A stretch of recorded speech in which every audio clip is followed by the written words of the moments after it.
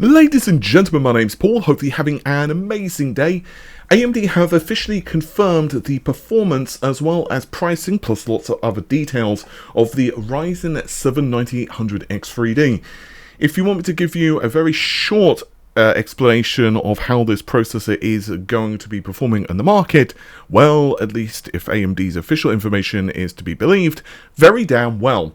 So initially I spotted this because the Senior Vice President and General Manager for Computing and Graphics over at AMD, Jack Hyun, hopefully I've pronounced that correctly, actually made a tweet to announce all of this information. And once again, they are reiterating that the CPU is going to be available on the 7th of November 2024, so essentially 1 week from now. And in the video which is introducing the processor, there were a plethora of things which were actually confirmed. Many of the rumors that have been swirling concerning the processor were basically solidified, but we also got lots of performance data across a myriad of different games, and not only just against the previous generation processors from AMD, the 7800X3D, but also Intel as well. But first of all, let's start out with the basics. So AMD have confirmed the official specifications of the CPU, and you can actually see this on their own website. And also in the video, it does mention that the base frequency is up 500 megahertz. I won't read out all of the specifications because you, well, can see them on screen, but you will of course see a couple of key elements. The number of CPU cores, of course, is 8. We all knew that. Obviously, it's got 16 threads. The maximum boost clock is 5.2 gigahertz. And they do, of course, give a little bit of caveat there, which is going to be dependent on the workload, the number of threads which are being loaded, and so on and so forth. And the base clock is 4.7. AMD did confirm that this processor is actually able to be overclocked, though. And yes, you can see that even on the official page, it says that AMD's product warranty does not cover the damages caused by overclocking, and, well, you know, the usual get out of jail free card that you would expect for such disclosures. There is also the ability, of course, to run memory overclocking. By the way, the memory officially supported quote-unquote is 5600, as you would expect, but of course it also supports things like precision boost overdrive, curve optimizer, voltage offset, and so on. Now, I'm skimming over this because, quite frankly, we've known about a lot of these specifications before, but it is nice, of course, that AMD have officially confirmed this. Another thing that was confirmed by AMD is the changes to the packaging.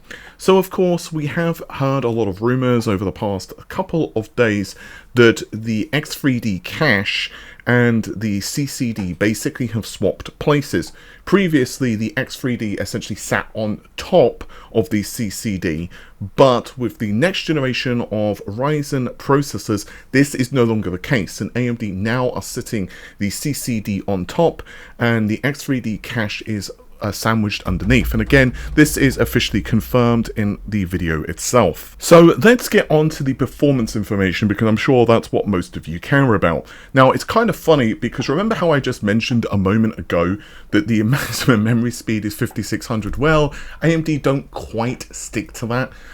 In their own benchmarks, which we will go into in just a second, they are actually running the memory at 6,000, and they are also using an RTX 4090. So the first victim, shall we say, of the 9800X3D will be the 7800X3D. It seems logical, and here we can see that AMD is claiming that there's an 8% average based on 40 games. Now, something like Cyberpunk, according to this, is getting 101%. Meanwhile, something like Counter-Strike 2 is 106%, and Starfield 109%. But other titles such as Hogwarts Legacy and Far Cry 6, which have always been pretty sensitive, at least from my memory, to the Vcache benefits, well, they go way up into the stratosphere.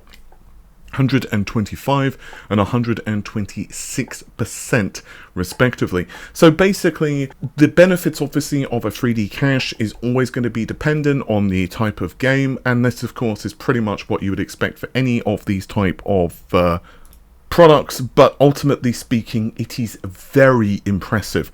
And, well, this is just even further solidified when we compare it against the Core Ultra 9 285K. So again, AMD have tested over 40 games in comparison to the 285K, and owie. I don't really have to say anything else other than owie. Now, interestingly, some games like Black Myth Wukong, you can pretty much say is a wash, right? But other titles, like, I would say 101%, that's, at least in my personal opinion, let me know if you feel differently, but I consider that margin of error. Who gives a crap? That's not enough to really make a decision one way or the other. However, Avatars of Pandora, Frontiers of Pandora, excuse me, that's 106%. So that's where you can say, you know what, that's somewhat tangible.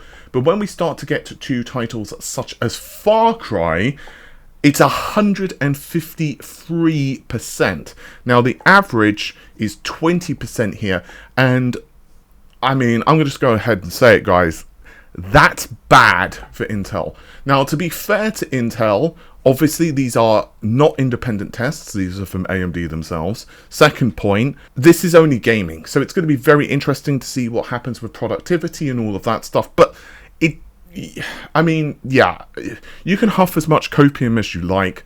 Ultimately, I don't care the amount of BIOS updates, assuming that AMD's figures are ballpark accurate, even if you say that let's even say that it's like 5% or 10% inflating something like Cyberpunk, right?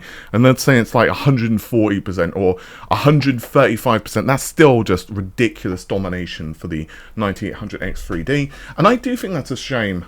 It probably is going to mean that also PC gaming is going to be pretty much like a case of, do you mostly just do gaming, it's just the 9800X3D? Do you also do some creativity app stuff on your system? Like if it's like a little bit like Photoshop, sure, the 9800X3D is still going to probably be the process to go for.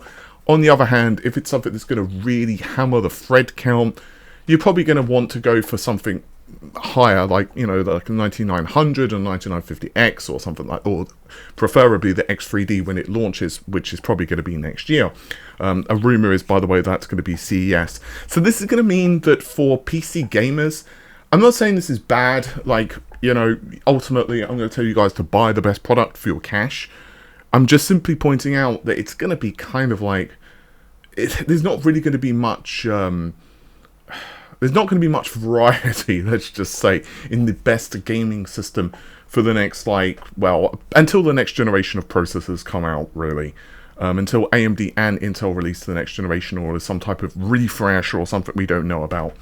Anywho, the other thing that I really need to point out is that these processors are going to cost $479.